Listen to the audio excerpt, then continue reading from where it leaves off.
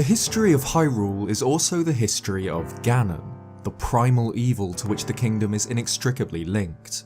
Across generations, reincarnations and resurrections, the King of the Gerudo has plagued Hyrule and the people who come between him and his ultimate goal, the Triforce. This eternal conflict with Ganon is of course the central narrative of the Zelda series. In all timelines, in the distant past or the far future, the shadow cast by the Demon King is the longest and the darkest. But it's not the only one. Another powerful sorcerer threatened Hyrule long before Ganondorf was born, another individual driven mad by a lust for power. Today, let's look at the origins and story of Vaati, the Wind Mage. Vaati's story begins with the story of the Picori, detailed in 2004's The Minish Cap. Sometime after the events of Skyward Sword and the founding of the Kingdom of Hyrule, the land was suddenly cast into darkness. Countless monsters appeared from nowhere, as powerful as they were violent. In Hyrule's darkest hour, when all hope seemed lost, the Minish appeared from the sky, bringing with them a sword and a golden light. A courageous hero of men took up this blade and drove back the monsters, sealing them within a chest and locking it with his sword. Peace was restored to Hyrule for a time. The Minish, known by Hylians as the Picori, are a mythical race of tiny people, originating from the enigmatic Minish realm. This place is connected to Hyrule by a door in the castle courtyard that opens only once every century. By the time of the Minish Cap, various Picori can be found living all across Hyrule in tiny homes and villages, but the race seemingly originated from their own separate world. It's unclear why the Minish first travelled to Hyrule to save the land from monsters, but it's almost certain that, without them, the kingdom would have fallen not long after its founding. Sometime before the events of the Minish Cap, a Picori sage known as Eslo crafted a hat known as the Mage's Cap, intended as a gift for the humans. It was made with exceptionally powerful magic, allowing it to grant the wishes of its bearer. However, Eslo didn't work alone. His apprentice was Vaati, a young Minish boy. Over time, Vaati had become more and more fascinated by the wickedness in the hearts of men, and, sick of being a meek, minuscule servant, he plotted to use the Mage's Cap to grant himself power. One day, Eslo entered his workshop to find Vaati with the cap, using it to transform himself into a powerful sorcerer. The Wind Mage cursed Eslo, imprisoning him in the form of a hat, and revealed his plan. When the Minish door opens and connects the worlds, as occurs once every century, Vaati would travel to the world of men and take the Light Force for himself, the same golden light that the Minish had gifted to the hero of men countless years earlier. This light force was a source of limitless magical power, and with it, Vaati would be unstoppable. In Hyrule, the Picori festival began, celebrating a century since the last time the Minish door opened. Hyrule town swelled with music, the streets of the capital draped in bunting and teeming with celebration. Traditionally, a sword-fighting tournament was held at every festival, with the victor granted the honour of touching the sacred Picori blade, which still remained fastened in the bound chest. This year, though, a strange, cloaked figure from beyond Hyrule entered the competition and proved himself a warrior without equal in the melee. The victor, none other than Vaati himself, approached Hyrule Castle and the Picori blade. But his plans involved more than just touching the sword. He announced that he will open the bound chest, believing that it held the sacred light force. Hylian soldiers moved to defend the chest, but their spears were no match for the abilities granted to Vaati by the Mage's Cap. With a spell, the wizard snapped the Picori blade in two, and for the first time in centuries, the bound chest burst open, and the countless monsters that had been imprisoned within by the hero of men poured out into Hyrule once again. Link and Zelda challenged the Wind Mage, but a spell knocked the hero unconscious and turned the princess to stone. Despite his victory though, Vaati found the bound chest empty. The light force was nowhere to be found. But this setback didn't stop Vaati. He knew that the light force was given to the Hylians long ago, and he knew that it remained still, hidden somewhere in the kingdom. With Zelda petrified, the King of Hyrule sends Link to the Minish Woods to repair the broken Picori blade, the only weapon capable of breaking Vaati's curse. It's here that Link meets Eslo, struggling to adjust to life as a hat. The two decide to travel together and learn that to repair the Picori blade, they must find 4 mystical elements. Meanwhile, Vaati began to set his plan into motion. Using the powerful magic granted to him by the Mage's Cap, he teleported inside Hyrule Castle and disguised himself as the king. As the king, Vaati ordered Hyrule's soldiers to find the sacred light force, and to imprison anyone who refused to help. Link and Eslo journey across Hyrule, eventually infusing the Picori blade with all 4 elements, transforming it into the powerful Four Sword, a weapon that allows its wielder to split themselves into 4 copies. As the Four Sword awakens, a door opens inside the elemental sanctuary, and the pair discover stained glass windows revealing the truth: the light force resides within Princess Zelda, passed down through the royal bloodline. But by forging the Four Sword and opening the door, Eslo and Link had unknowingly played into Vaati's hands. The Wind Mage ambushes them, thanking his former master for leading him here.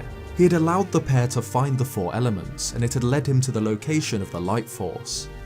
Vaati returned to Hyrule, turning everyone inside Hyrule Castle to stone and filling it with his army of monsters. He took the petrified Zelda to the roof to extract the light force from her, a process that would kill the princess. Despite the castle now crawling with enemies, Eslo and Link fought their way to the roof to confront the Wind Mage, arriving just minutes before the ritual was complete.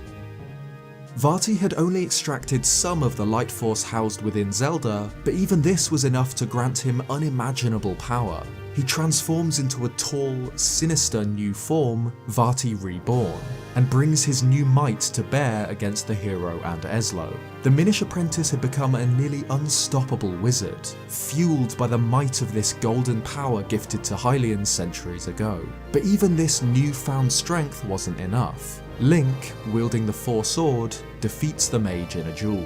Furious, Vaati transforms again, this time twisting into a form beyond comprehension, a horrific mass of eyeballs and darkness, known as Vaati Transfigured. But again, the Four Sword is able to defeat him.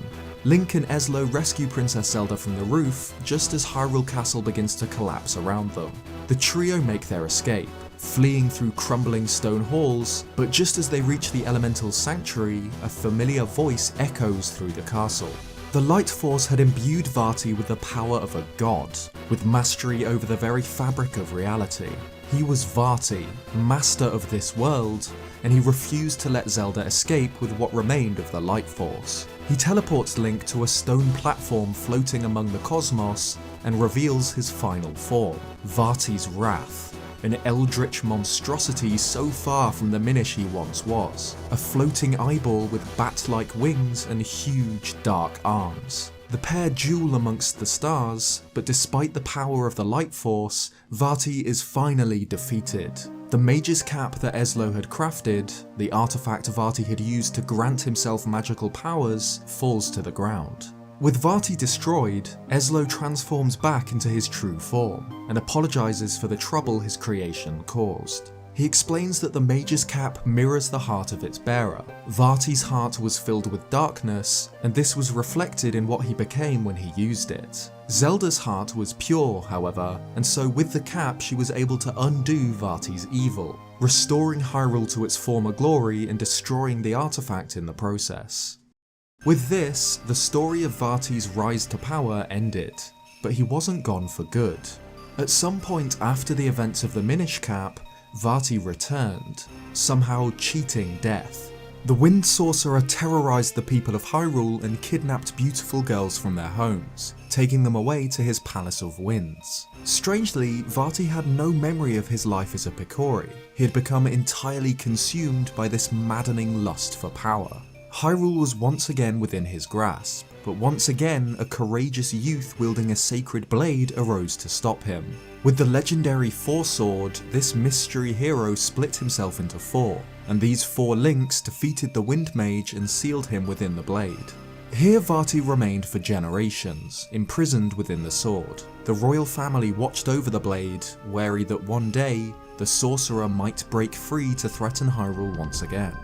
And sure enough, just as a new incarnation of Link and Zelda examined the weakening seal, Vaati broke his binds and snatched the princess, taking her to his Palace of Winds just as he had done with fair maidens long ago. The humanoid body of the Minish apprentice forgotten, Vaati remains in the monstrous form of a floating, winged eyeball. His kidnappings reveal a strange character trait not seen in the Minish Cap. He doesn't kidnap Zelda to obtain the Light Force, he kidnaps her to make her his bride and to celebrate his resurrection. Link pulled the Four Sword from its pedestal, and his body was shattered into four. The four heroes proved themselves to Hyrule's great fairies, and just as their mysterious predecessor had done, the Links entered the Palace of Winds to confront Vaati. Atop the palace, Vaati possesses a statue of himself and battles the Links, before fighting them in his true form. Despite his considerable power, he is once again defeated and imprisoned within the Four Sword.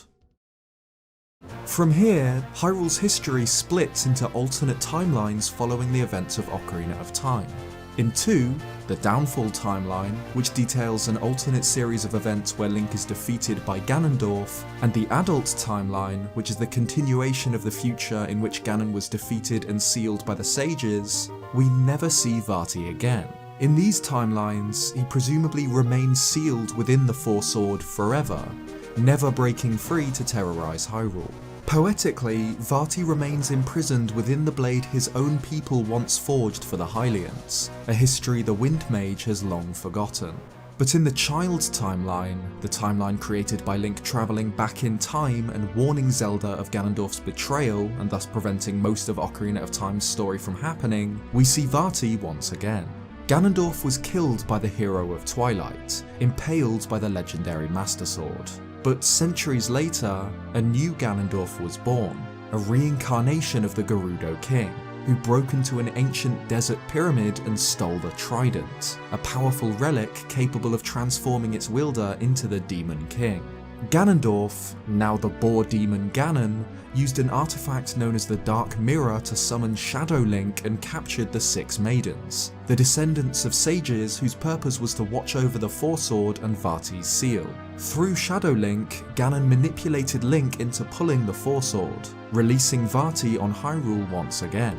The Wind Mage, alongside Shadow Link, brings destruction upon the land, through which the Four Links journey to collect Force Gems to power the Four Sword, and royal jewels necessary to access the Realm of the Heavens and the Palace of Winds where Vaati resides. Despite his long imprisonment within the Four Sword, Vaati's strength has not decayed, and the sorcerer battles the Links with darkness and wind magic, throwing tornadoes and shadow spells through the halls of his palace.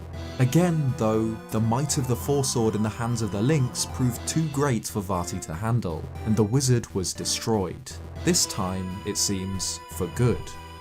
Ganon was defeated in a climactic battle, and he himself was sealed within the Four Sword, which is again laid to rest in its sanctuary. Four Swords Adventures is the last time we see Vaati, countless centuries after his first appearance in the Minish Cap, and it's presumably the last, as Ganon takes his place sealed in the Four Sword, and the Wind Mage is entirely destroyed. Vaati's story echoes that of Ganondorf. He, too, was a man driven mad by his desire for power, who sacrificed everything to make himself stronger. In his own words, Vaati was once a meek, minuscule nothing. He despised being the mere apprentice of the great sage Eslo. His fascination with the darkness in the hearts of men led him on a path of destruction that twisted him into something completely unrecognizable as the simple Minish boy he once was. Obsessed with the flaws of men, the Wind Mage Vaati was created by his abuse of Minish creations, the Mage's Cap and the Light Force, and then defeated by a Minish creation, the Four Sword. It's unclear whether Vaati's descent into madness was a result of Demise's curse, which we know is the origin of Ganon's malice and his eternal conflict with Hyrule. It's possible, but I think it's more likely that Vaati is a villain who's completely independent of this, a darkness that would have arisen even without the Demon King's curse. Just like the Triforce, an omnipotent artifact that has been the centre of countless bloody conflicts, Vaati's story warns of the dangers of relics with limitless power like the Mage's Cap and the Light Force. He's a really interesting villain, especially his origins in the Minish Cap, and I'd love to see him return in a future game. We only see the end of his story in the child timeline. He remains sealed within the Four Sword in the adult and downfall timelines, waiting to be released or for the seal to break. And even though he was presumably destroyed in Four Swords Adventures, this doesn't mean it's the end. Vaati mysteriously resurrected between the Minish Cap and Four Swords, so it's possible that he will again.